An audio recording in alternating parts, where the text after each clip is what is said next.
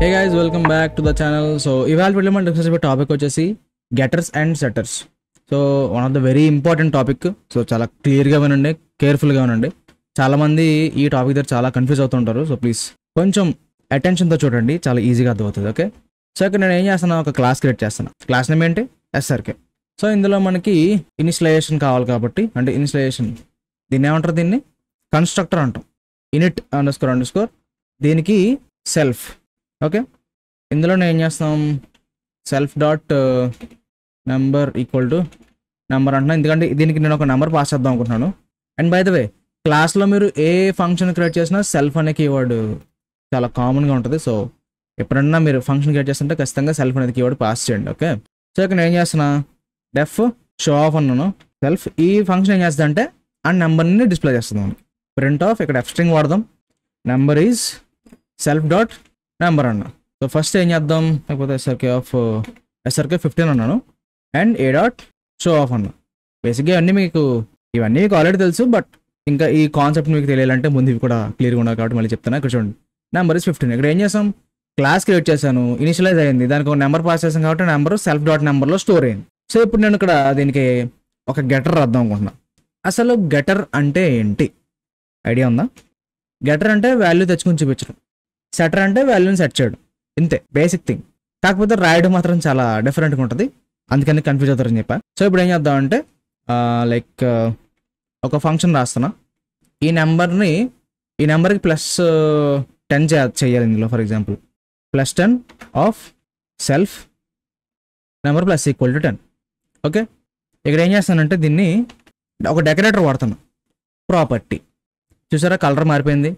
ఇప్పుడు ఈ +10 అనేది ఎలా బిహేవ్ చేస్తుంది అంటే, ఈ డెకరేటర్ ప్రాపర్టీ అనే డెకరేటర్ వాడటం వల్ల ఏమవుతుందంటే, ఈ +10 అన్నది ఇక్కడ సెల్ఫ్ డాట్ నెంబర్ అన్నాం కదా, సేమ్ ఇలాగే సెల్ఫ్ డాట్ +10 అని చెప్పి ఒక వేరియబుల్ క్రియేట్ అనేది బిహేవ్ చేస్తుంది అనమాట. అందుకని ఇక్కడ కలర్ మారిపోయింది. ఇందాక ఇదేమో డైరెక్ట్ ఫంక్షన్ కాబట్టి ఎలా చూపిస్తుంది, ఇది వచ్చేసి ఒక ప్రాపర్టీ.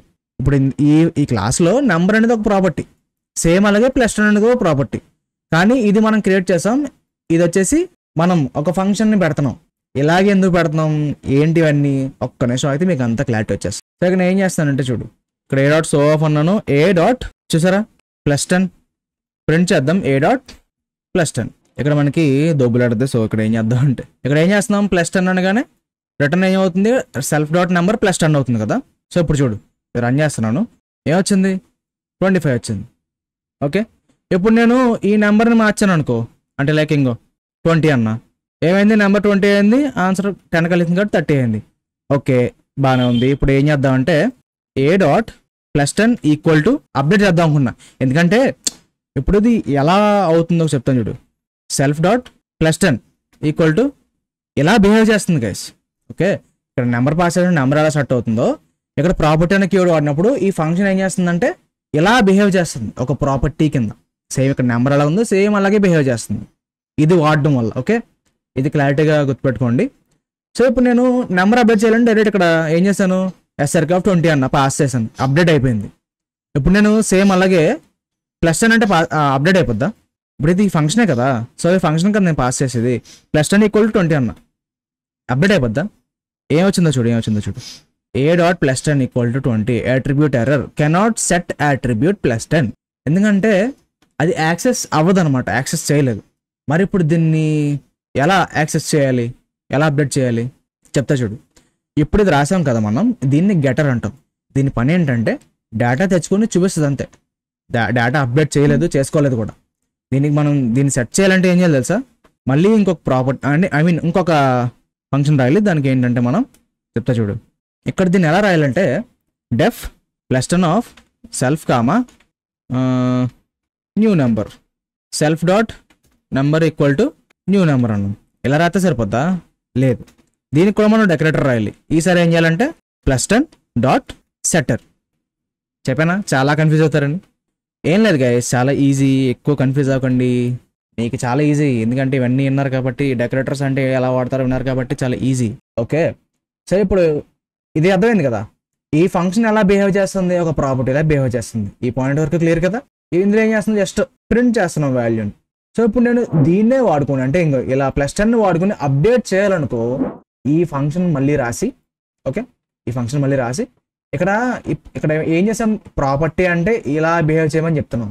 ఇప్పుడు దీన్ని మనం ఒక వాల్యూ అప్డేట్ చేసే దానిలో వాడుకోవాలంటే ఏం చేయాలంటే ఆ నేమ్ ఇచ్చేసి, ఆ ప్రాపర్టీ నేమ్ ఇచ్చేసి డాట్ సెటర్ అనాలి.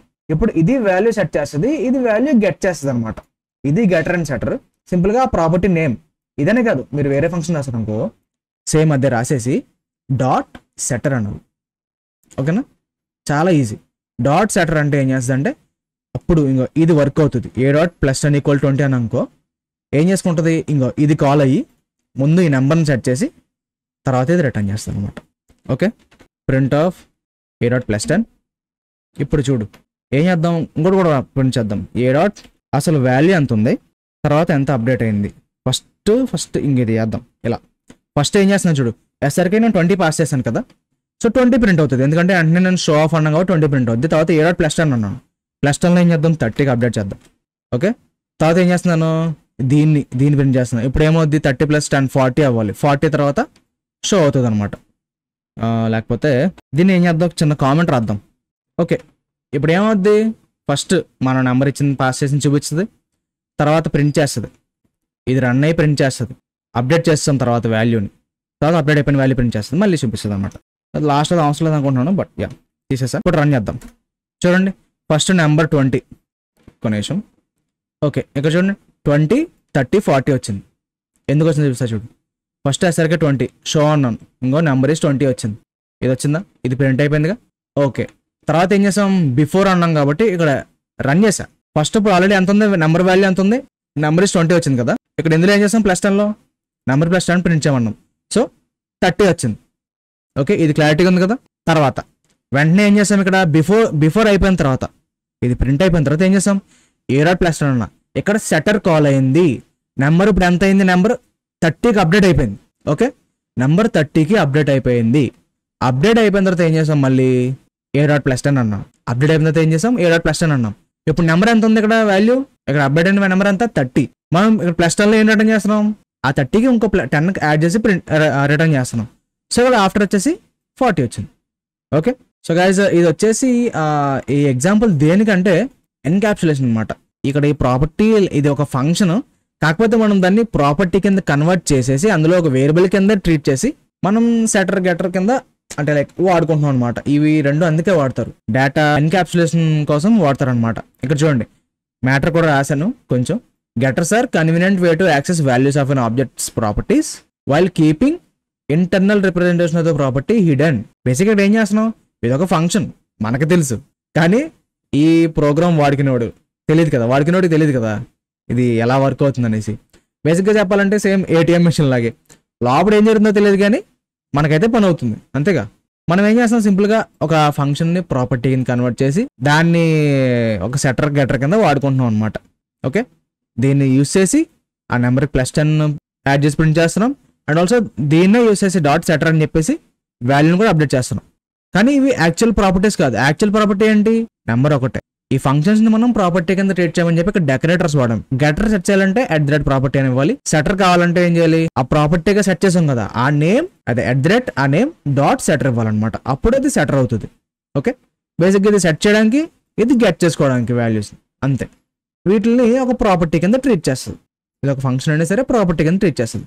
చూడండి, this can be useful for encapsulation and data validation. So ఇది గెటర్ అండ్ సెటర్ గురించి. ఐ హోప్ మీకు చాలా క్లియర్గా అర్థమైంది అనుకుంటున్నాను.